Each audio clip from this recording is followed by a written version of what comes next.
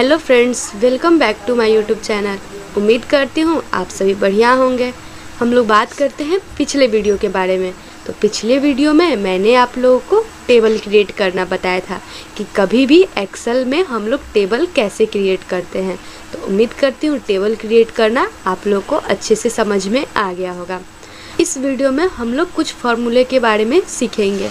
अब आप लोग बोलिएगा कि मैम जब से एक्सेल का वीडियो स्टार्ट की हैं तब से हम लोग को केवल फार्मूला ही बता रही हैं। तो आप लोग जान लीजिए कि एक्सेल में केवल फार्मूला ही फार्मूला होता है। हम लोग चाहे जितना फार्मूला जान ले कम पड़ता है।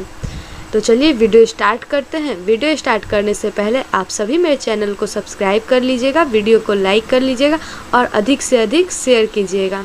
आज का जो हमारा सबसे पहला फार्मूला है वो हमारा डिस्काउंट का है। अब डिस्काउंट तो सब लोग जानता होगा कि सब चीज़ पे डिस्काउंट मिलता है, लेकिन उसको हम लोग ऐड कैसे करते हैं या माइनस कैसे करते हैं वो हम लोग सीखेंगे। जैसे मान लीजिए अगर कोई बोल दे कि आपका 700 का सामान हुआ है, उसमें 10% डिस्काउंट कर दीजिए। तो डिस्काउंट करने के बाद हमारा नेट प्राइस कितना आएगा, यानी टोटल प्राइस कितना आएगा, ये मालूम होना चाहिए कि कैसे निकाला जाता है। अगर हम लोग को निकालने आता है तो हम लोग आसानी से निकाल लेंगे। वही चीज़ मैं आप लोगों को आज बताने वाली हूँ। तो आप लोग बिल्कुल भी वीडियो को स्किप नहीं कीजिएगा और अंत तक देखिएगा। मैं बहुत सारे ऐसे ही फार्मूलों के बारे में आप लोग को बताऊंगी। तो सबसे पहले आप लोग देख सकते हैं मैंने यहाँ पे एक टेबल लिया है जिसमें सीरियल नेम है, कुछ प्रोडक्ट के नाम है, उनका क्वांटिटी है और प्राइस है। हम लोग को टोटल निकालना है। तो पिछले भी वीडियो में मैंने आप लोगों को टोटल निकालने का फॉर्मूला बताया है कि क्वांटिटी को हम लोग मल्टीप्लाई कर देते हैं प्राइस के साथ, तो हमारा टोटल निकल के आ जाता है। तो हम लोग क्या करेंगे, इक्वल टू, इसके बाद हम लोग क्वांटिटी वाला सेल सेलेक्ट करेंगे, मल्टीप्लाई का सिंबल देंगे, उसके बाद हम लोग प्राइस वाला सेलेक्ट करेंगे। सेलेक्ट करने के बाद इंटर कर देंगे। आप लोग देख सकते हैं टोटल हमारा निकल के आ गया है। या तो ड्रैग कर देंगे या फिर डबल क्लिक कर देंगे, फॉर्मूला सब में अप्लाई हो जाएगा। इसके बाद है डिस्काउंट 10%, यानी मैं यहाँ पे जो भी प्रोडक्ट पे डिस्काउंट दूंगी वो केवल 10% का होगा। तो 4000 का 10% हम लोग को निकालना है कि कितना होगा। तो चलिए इसके लिए हम लोग फार्मूला अप्लाई करेंगे। इज इक्वल टू, टोटल वाला सेल सेलेक्ट करेंगे, इसमें हम लोग मल्टीप्लाई कर देंगे कितना से, 10% से। तो यहाँ पे आप लोग केवल 10 नहीं लिखिएगा, ये बात को आप लोग ध्यान में दीजिएगा कि यहाँ पे केवल 10 नहीं लिखना है, हमको इसके साथ परसेंट भी लगाना है।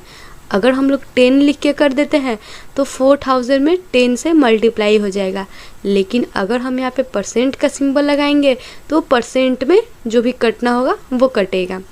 तो हम लोग यहाँ पे परसेंट का सिंबल देंगे और उसके बाद इंटर करेंगे, यानी 4000 का 10% अगर होगा तो 400 होगा। आप लोग देख सकते हैं डिस्काउंट यहाँ पे निकल के आ गया। इसके बाद यहाँ पे पूछ रहा है नेट प्राइस। तो नेट प्राइस क्या होता है, तो आप लोग देखिएगा कि जितना भी क्वांटिटी था हम लोग प्राइस से मल्टीप्लाई किए थे तो हमारा टोटल आया था। अब टोटल हो जाने के बाद से हम लोग क्या कर देंगे, डिस्काउंट लगा देंगे, 400 का डिस्काउंट हो जाएगा।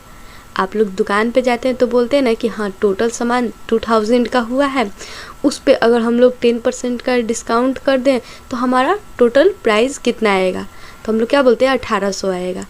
लेकिन अगर हम लोग को यहाँ पे निकालना है तो हम लोग फार्मूला अप्लाई करेंगे, इज इक्वल टू टोटल वाला सेल, इसके बाद माइनस और जितना भी हमारा डिस्काउंट आया है इसको, और इंटर कर देंगे। आप लोग देख सकते हैं यहाँ पे 3600 आंसर आया है। अब इसको हम लोग ड्रैग कर लेंगे या फिर डबल क्लिक करके पूरे में फिल कर लेंगे। टोटल हमारा इतना था, उसमें हम 10% का डिस्काउंट दिए। आप चाहें तो कितना भी परसेंट का डिस्काउंट दे सकते हैं।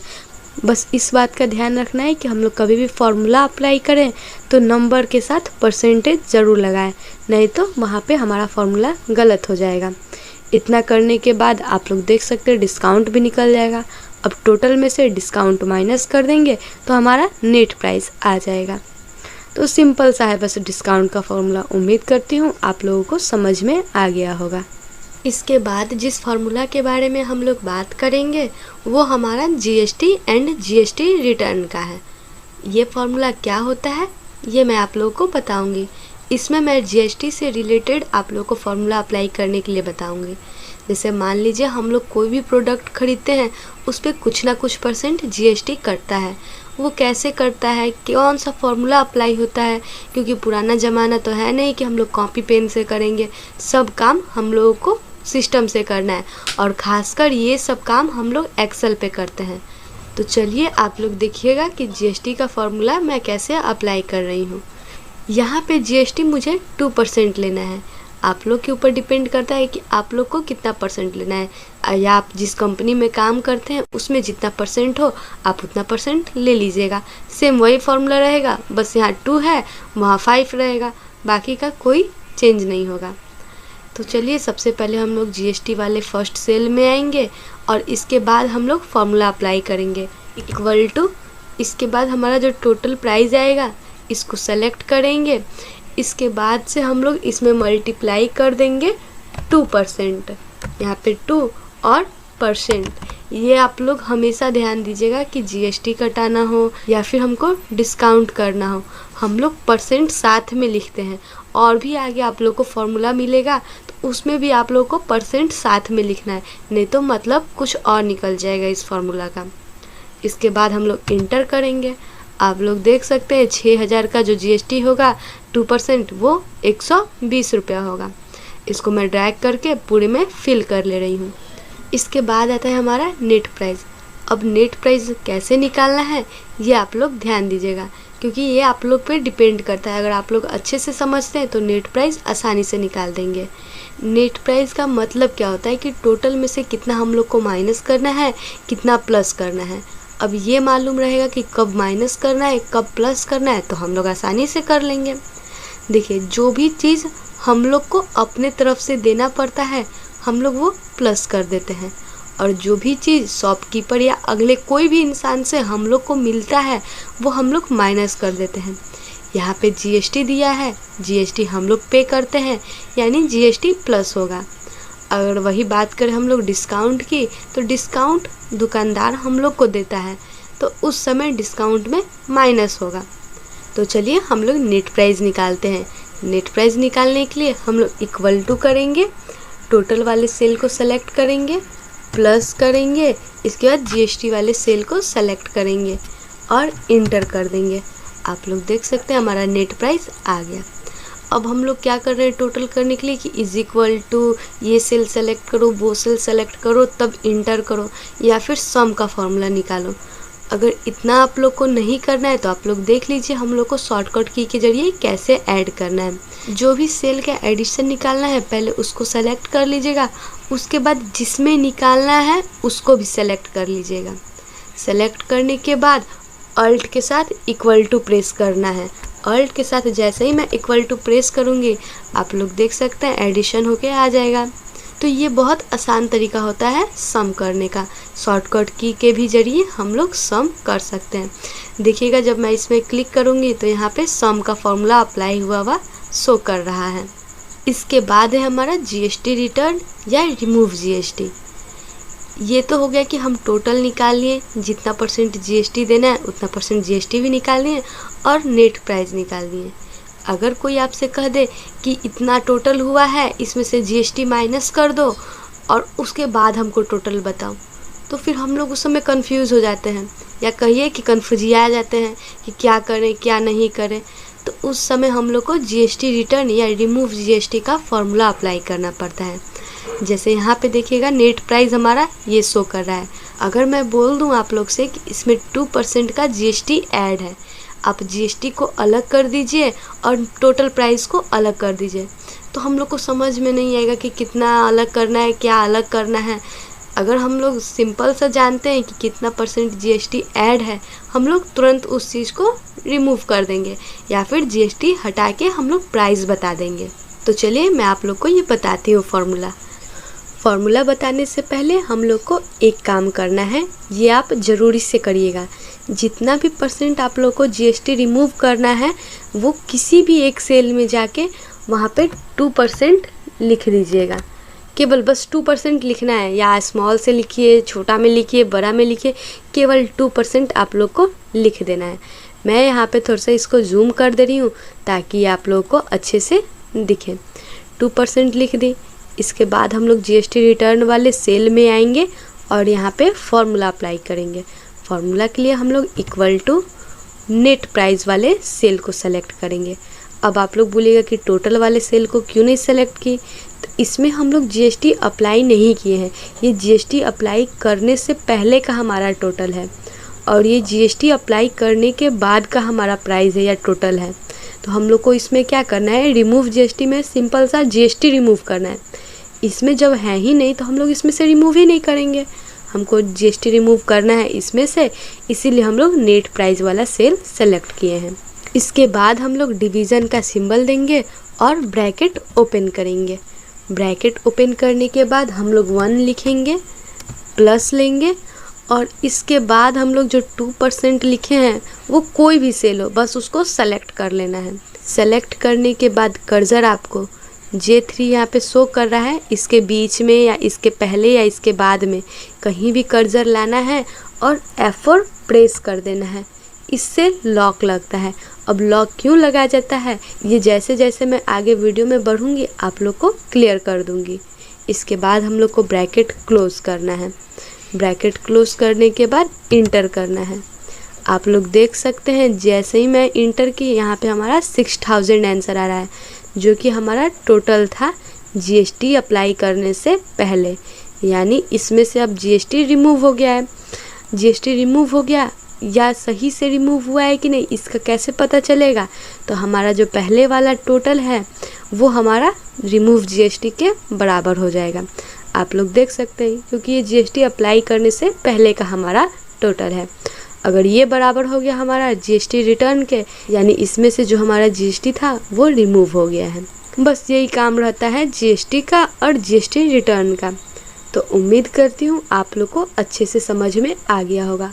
अगर नहीं समझ में आए तो वीडियो आप लोग रिमाइंड करके फिर से देख लीजिएगा। इसके बाद जिस फार्मूले के बारे में हम लोग बात करेंगे वो हमारा टेक्स्ट टू कॉलम का फार्मूला है। तो उस फार्मूले को बताने के लिए मैं आप लोग को एक दूसरे सीट में लेके चलती हूँ। आप लोग देख सकते हैं यहाँ पे कुछ मैंने नेम नोट किया है। अब इस नेम में है first name, middle name, last name या फिर कॉमा देके उनका पोस्ट, स्लैश देके वो क्या करते हैं, ये सब मैंने यहाँ पे नोट किया है। लेकिन टेक्स्ट टू कॉलम का यूज़ क्या होता है, बस यहाँ पे मैंने नाम नोट किया, ना कोई कैलकुलेशन वगैरह कुछ नहीं किया है। तो ये जो हमारा फॉर्मूला होता है केवल टेक्स्ट के लिए अप्लाई होता है। जैसे मान लीजिए आप कोई डेटा बनाएं, फर्स्ट नेम लास्ट नेम की जिसका भी नाम लिखना है आप एक साथ पूरा लिख दिए। लेकिन अगर कोई बाद में आता है आपसे बोलता है कि नहीं फर्स्ट नेम इनका अलग लिखो, मिडिल नेम अलग लिखो, लास्ट नेम अलग लिखो, तो उस टाइम हम लोग क्या करते हैं कि यहाँ से दोनों सरनेम को हटाएंगे, मिडिल नेम यहाँ पे लिखेंगे, लास्ट नेम यहाँ पे लिखेंगे, या फिर हम लोग कॉपी करके पेस्ट करते जाते हैं। लेकिन अगर हम लोग इतना भी मेहनत नहीं करना चाहते हैं तो हम लोग एक फार्मूले का यूज़ करेंगे। जैसे ही मैं यूज़ करूँगी आप लोग देखिएगा अपने आप इसका मिडिल नेम यहाँ पे फिक्स हो जाएगा और लास्ट नेम यहाँ पे फिक्स हो जाएगा। तो देखिएगा वो फार्मूला क्या है। तो जितने भी दूर को हमको एडजस्ट करना है मैं उसको सेलेक्ट कर लूँगी। सेलेक्ट करने के बाद हम लोग को डाटा टैब पे जाना है। डाटा टैब पे आने के बाद हम लोग को डाटा टूल्स का जो ग्रुप है इसमें जाना है। इसमें जो हमारा फर्स्ट ऑप्शन है आप लोग देख सकते हैं टेक्स्ट टू कॉलम का ही है। हम लोग इस पर क्लिक कर देंगे। जैसे ही क्लिक करेंगे यहाँ पे एक डायलॉग बॉक्स ओपन होके आएगा। डायलॉग बॉक्स में हम लोग को दो ऑप्शन मिलेगा, एक डिलिमिटेड और फिक्स्ड विड्थ। तो हम लोग को डिलिमिटेड वाले जो ऑप्शन है उस पर क्लिक करना है।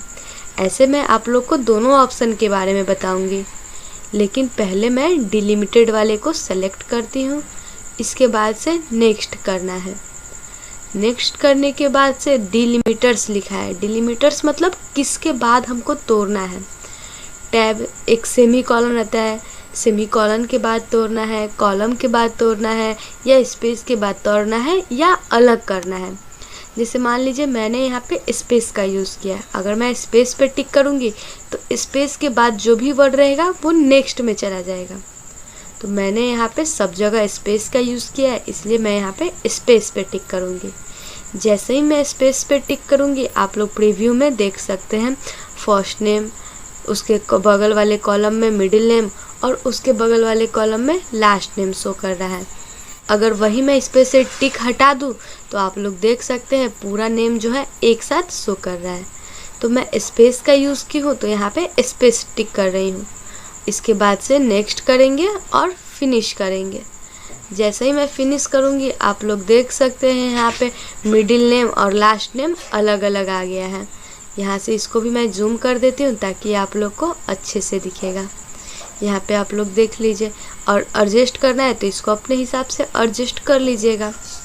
तो हम लोग को कॉपी पेस्ट नहीं करना पड़ेगा और तुरंत में ही हम इसको दूसरे जगह कॉलम में ट्रांसफ़र कर सकते हैं।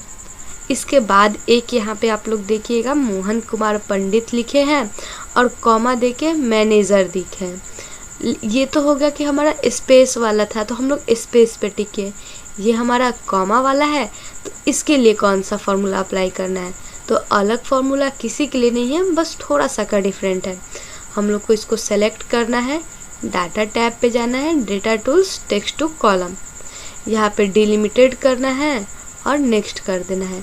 इस बार हम स्पेस ना लेके कॉमा ले लेंगे। अब आप लोग देख सकते हैं जहाँ पे कॉमा है उससे पहले का एक कॉलम है, उससे बाद का एक कॉलम में नेक्स्ट करके फिनिश कर देना है। आप लोग देख सकते हैं यहाँ पे मैंने बस first name, middle name, last name दिया है। इनके पोस्ट के हिसाब से मैं डिवाइड नहीं की हूँ क्योंकि मैं एग्जाम्पल के तौर पे आप लोग को समझा रही हूँ। आप लोग को यूज़ कैसे करना है वो आप लोग अच्छे से कीजिएगा। इसके बाद आप लोग देखिएगा अभी तक हम लोग क्या पढ़ें कि स्पेस जिसके बीच में रहता है उसको हम लोग मिडिल नेम और लास्ट नेम कर लेते हैं। अगर जिसके बाद कॉमा रहा तो उसको भी हम लोग कॉलम में चेंज कर लेते हैं। लेकिन अगर जिसके बीच में ऑब्लिक दिया है या कोई सिंबल दिया है उस समय अगर हमको उसको कॉलम में चेंज करना है तो हम लोग क्या करेंगे, उसके लिए हम लोग सेलेक्ट कर लेंगे, डाटा टैब में जाएंगे, टेक्स्ट टू कॉलम के ऑप्शन पे जाएंगे, डिलिमिटेड में जाके नेक्स्ट करेंगे। नेक्स्ट करने के बाद देखिए टैब भी नहीं है, सेमी कॉलन भी नहीं है, कॉमा भी नहीं है, स्पेस भी नहीं है। अदर पे टिक करेंगे और वो सिंबल हम यहाँ से ड्रॉ कर लेंगे। कीबोर्ड से बस वो सिंबल हम लोग को ले लेना है। जैसे ही मैं कीबोर्ड से वो सिंबल लूँगी आप लोग देख सकते हैं यहाँ पे एक लाइन आ जाएगा। सिंबल से पहला एक कॉलम में और सिंबल के बाद वाला जो वर्ड रहेगा वो एक कॉलम में। इसके बाद नेक्स्ट करके फिनिश कर देना है। आप लोग देख सकते हैं जैसे हम लोग पहले कॉलम में चेंज किए थे वैसे ये भी आराम से कॉलम में चेंज हो गया है। ये तो हो गया कि अभी हम लोग पहला ऑप्शन का यूज़ किए हैं। अगर दूसरा ऑप्शन का यूज़ करना है तो हम लोग कैसे करेंगे। अब आप लोग देखिएगा मैं सेकेंड ऑप्शन का यूज़ करूँगी। तो इसके लिए मैं सेलेक्ट कर ले रही हूँ। एक बात का हमेशा ध्यान देना है कि जो एक जैसा होगा हम लोग उसको एक बार चेंज करेंगे, क्योंकि आप लोग देख सकते हैं इसमें स्पेस है तो ये स्पेस के हिसाब से डिवाइड होगा, ये कॉमा है तो ये कॉमा के हिसाब से, और ये अदर सिंबल है तो ये अदर सिंबल के हिसाब से। हम लोगों को एक कैटेगरी का एक साथ रखना है। तो हम लोग सबसे पहले स्पेस वाले को सेलेक्ट करेंगे, इसके बाद डेटा टैब पे जाएंगे, टेक्स्ट टू कॉलम पे जाएंगे। इस बार डिलिमिटेड ना लेके हम लोग फिक्स्ड विड्थ पे जाएंगे। फिक्स विड्थ पे जाने के बाद नेक्स्ट करेंगे। अब नेक्स्ट करने के बाद आप लोग देख सकते हैं एक स्केल बना है। हम लोग को क्या करना है, उस स्केल को आगे पीछे करना है। जितना दूर तक हम करना चाहते हैं उतना दूर तक हम स्केल को बढ़ाया घटा लेंगे। आप लोग देखिएगा, लेकिन कभी कभी ये स्केल काम नहीं करता है। आप लोग अब बोलिएगा कि क्यों नहीं काम करता है, क्योंकि यहाँ पे देखिएगा रुद्र प्रताप सिंह, शोभित कुमार यादव, ये दोनों तो अलग अलग, मनीष कुमार शर्मा, ये सब अलग अलग कॉलम में चला गया। लेकिन जो ये है जय कुमार सिंह, ये आप लोग देख सकते हैं कुमार बीच में आ गया, सिंह बीच में आ गया, तो ये हमारा गलत हो जाता है। तो इसके लिए क्या करेंगे आप लोग देखिए, मैं एक बार आप लोगों को करके बताती हूँ। नेक्स्ट करेंगे और फिनिश करेंगे। यहाँ पे देख लीजिए KU इसमें है, MAR इसमें है, तो यही गलती हो जाता है। हम लोग को क्या करना है, इसका भी ध्यान रखना है। तो एक को सेलेक्ट करना है, टेक्स्ट टू कॉलम पे जाना है, फिर विथ नेक्स्ट, देखिए यहाँ पे ऑटोमेटिक लाइन आ जाएगा, फिनिश कर देना है। जो अगर दो को सेम जैसा होगा तो हम लोग दो को एक साथ भी सेलेक्ट कर सकते हैं। वैसे ही करके आप यहाँ से पूरे को चेंज कर लीजिए, जितना होगा आराम से वो चेंज हो जाएगा। इसके बाद है कि कॉमा वाला है तो कॉमा के साथ क्या करना है, तो आप लोग टेक्स्ट टू कॉलम पे जाइएगा। अब यहाँ पे नेक्स्ट कीजिएगा। नेक्स्ट करने के बाद आप लोग देख सकते हैं मोहन कुमार पंडित, क्योंकि कुमार पंडित के बीच में मैंने स्पेस दिया था, इसके बाद से मैंने यहाँ पे कॉमा दिया है। अगर आप चाहते हैं कि मोहन कुमार पंडित एक में हो तो हम लोग इस लाइन को मिला के इस लाइन पे छोड़ देंगे, यानी मोहन कुमार अब एक साथ हो गया।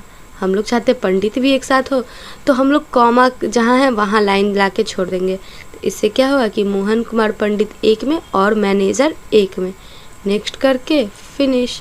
आप लोग देख सकते हैं यहाँ पे अमन कुमार है और गारमेंट रीसेलर है, तो हम लोग इसको भी सेलेक्ट करके टेक्स्ट टू कॉलम पे नेक्स्ट करेंगे और यहाँ पे हम लोग इसको भी एडजस्ट कर लेंगे। हम लोग को बस इस कॉलम को एडजस्ट करना है कि कौन कौन सा वर्ड एक साथ रखना है, वो एडजस्ट हो, यानी सब अपने आप एडजस्ट हो जाएगा। इसे नेक्स्ट करके फिनिश कर देंगे। आप लोग देख लीजिए। तो यही होता है यूज़ हमारा टेक्स्ट टू कॉलम का। तो उम्मीद करती हूँ ये आप लोग को समझ में आ गया होगा। ये उतना हार्ड नहीं होता है, देखा जाए तो कोई फार्मूला हार्ड नहीं होता है। अगर आप लोग अच्छे से समझते हैं तो कुछ भी हार्ड नहीं लगेगा। तो चलिए अब हम लोग बढ़ते हैं नेक्स्ट फार्मूले की ओर। इसके बाद जो फार्मूला है उसको बताने के लिए मैं आप लोगों को एक नए सीट में लेके चलती हूँ। आप लोग देख सकते हैं मैंने यहाँ भी एक टेबल बना के रखा है। ऐसे तो मैंने हर सीट में कुछ ना कुछ टेबल बना के रखा है, आप लोग देख सकते हैं, क्योंकि अगर मैं आप लोग को बताते टाइम टेबल बनाऊंगी तो बहुत ज़्यादा टाइम वेस्ट होगा, इसलिए मैं टेबल पहले से क्रिएट करके रखती हूँ। अब ये जो फार्मूला है ये ऐसा वैसा कोई फार्मूला नहीं, ये अपने आप में एक बहुत अच्छा फार्मूला है जो कि हमारा लॉजिकल फंक्शन है। लॉजिकल फंक्शन कब यूज़ होता है? जब हम लोग कोई भी फार्मूले में एक शर्त डाल देते हैं, कंडीशन डाल देते हैं, तब हम लोग का लॉजिकल फंक्शन आता है। अगर कोई कह दे कि रिक्वायर्ड और रिसीविंग दोनों इक्वल टू हो तो यहाँ पे ट्रू आना चाहिए, अगर इक्वल टू ना हो तो फॉल्स आना चाहिए। हम लोग कंडीशन डाल दिए कि अगर ना हो तो ये हमारा कंडीशन रहता है। अगर इस टाइप का कोई भी हम लोग फार्मूला अप्लाई करते हैं तो वो लॉजिकल फंक्शन के अंदर आता है। तो हम लोग इस फार्मूले को सीखेंगे अच्छे से। तो चलिए सबसे पहले हम जो स्टार्ट करते हैं लॉजिकल फंक्शन में वो हमारा ट्रू और फॉल्स का है।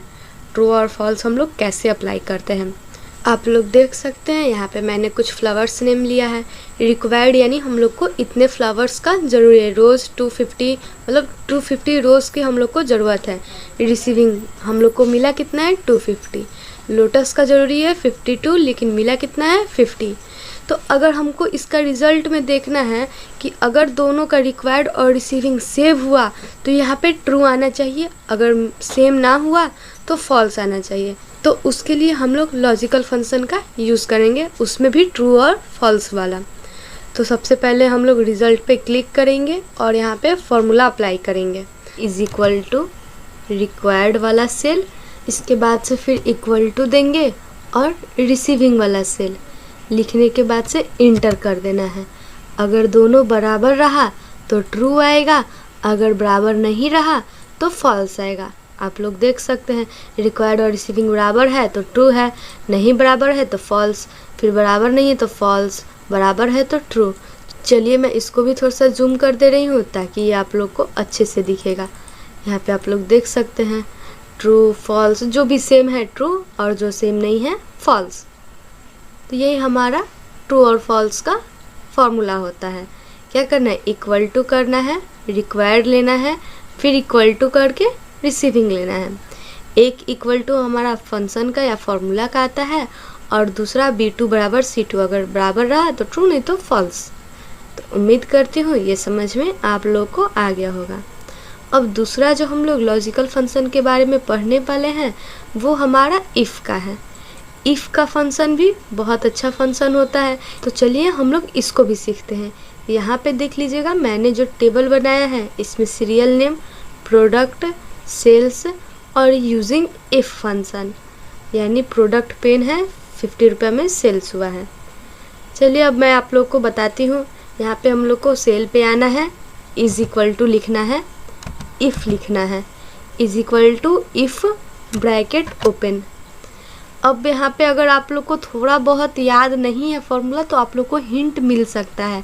ये बात मैंने पहले भी बताया था कि अगर आप लोग को फॉर्मूला थोड़ा बहुत, ऐसा नहीं कि बिल्कुल भी नहीं याद है हम लोग यहाँ से चीटिंग करके लिख लेंगे, ऐसा नहीं, थोड़ा बहुत अगर भूल जाते हैं तो आप लोग को यहाँ पे हिंट मिल जाता है। लॉजिकल टेस्ट यानी हम लोग को किससे के हिसाब से लॉजिकल फंक्शन बनाना है, तो हमको सेल्स के हिसाब से बनाना है, तो हम लोग सेल सेलेक्ट करेंगे। इसके बाद ग्रेटर देन इक्वल टू, पहले मैं फॉर्मूला लिख दे रही हूँ, उसके बाद आप लोग को बता दूँगी। अब यहाँ पे हम लोग को डबल इन्वर्टेड कॉमा में ग्रेटर लिखना है, तो हम लोग ग्रेटर लिख देंगे। यहाँ पे आप लोग देख सकते हैं मैं ग्रेटर लिख दे रही हूँ।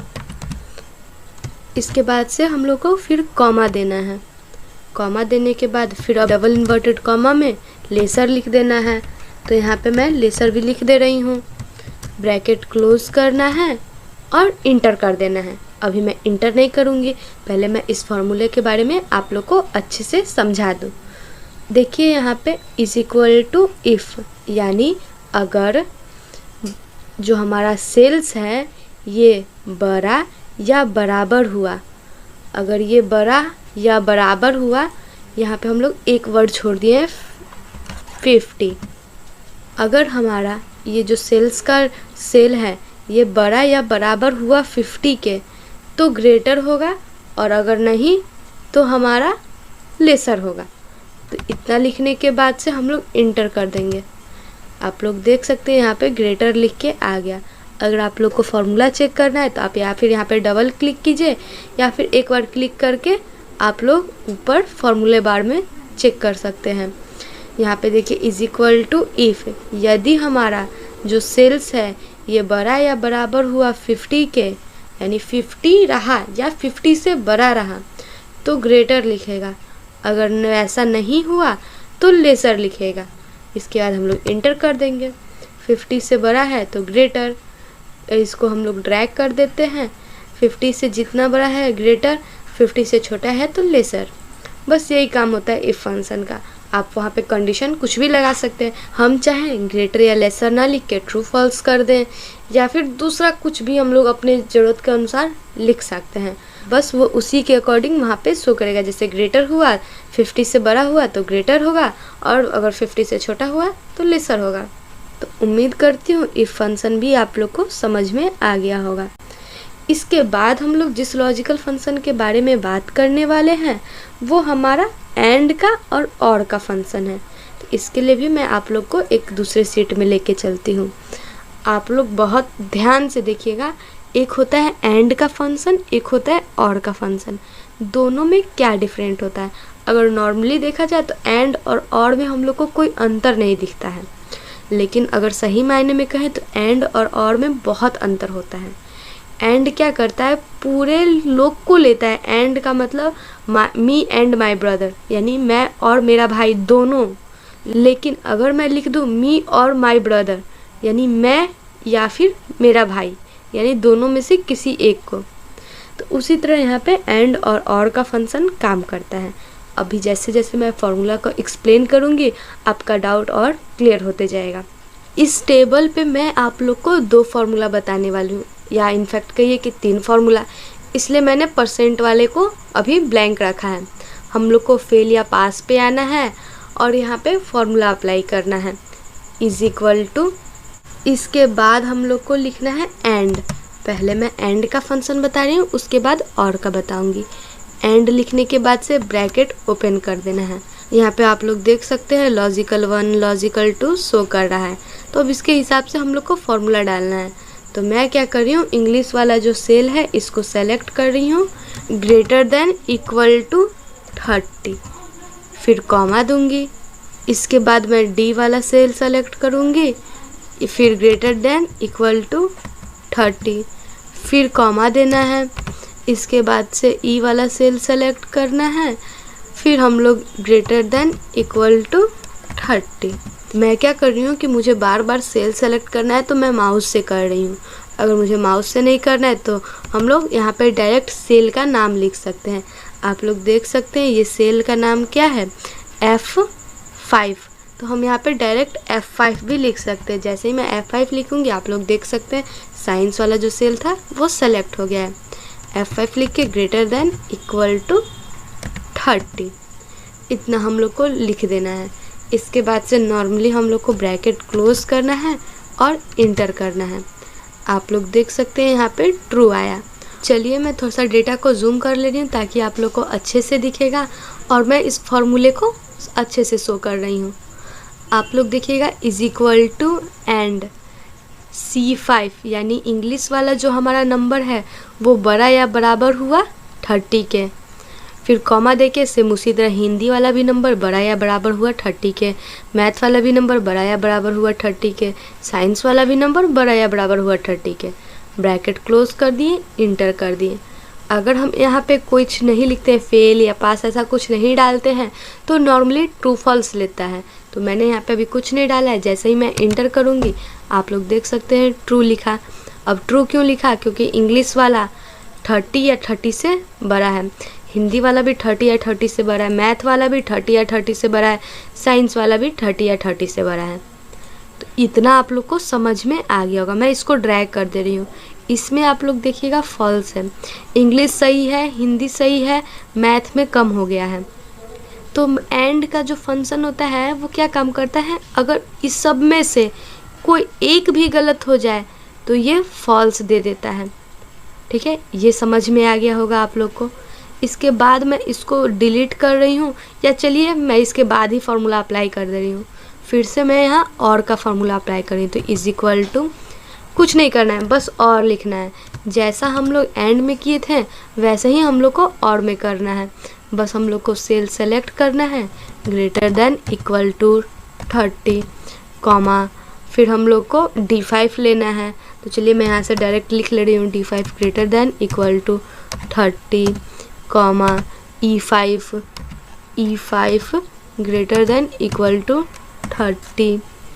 इतना ध्यान रखना है कि कॉमा जो भी है, कॉमा कोई भी सिंबल, ये सब अच्छे से देना है क्योंकि एक्सेल में यही मेन होता है। अगर आपका कॉमा कहीं छूट गया, कोई सिंबल छूट गया या कॉमा के बजाय आप फुल स्टॉप लगा दे तो वो फार्मूला वहाँ पे गलत शो करता है, या फिर कभी कभी एरर का भी मैसेज आ जाता है। इसके बाद से फिर कॉमा देंगे, F5 सेलेक्ट करेंगे, फिर greater than equal to 30, bracket close करना है और इंटर करना है। यहाँ पे भी देखिएगा ट्रू आएगा। अब मैं इस फॉर्मूला को नीचे साइड ड्रैग कर दे रही हूँ।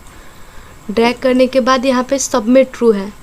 आप लोग ये ध्यान दीजिएगा कि जब मैंने एंड का फॉर्मूला अप्लाई किया तो 2 में फॉल्स है, लेकिन जब मैंने और का फॉर्मूला अप्लाई किया तो सब में ट्रू। ऐसा क्यों?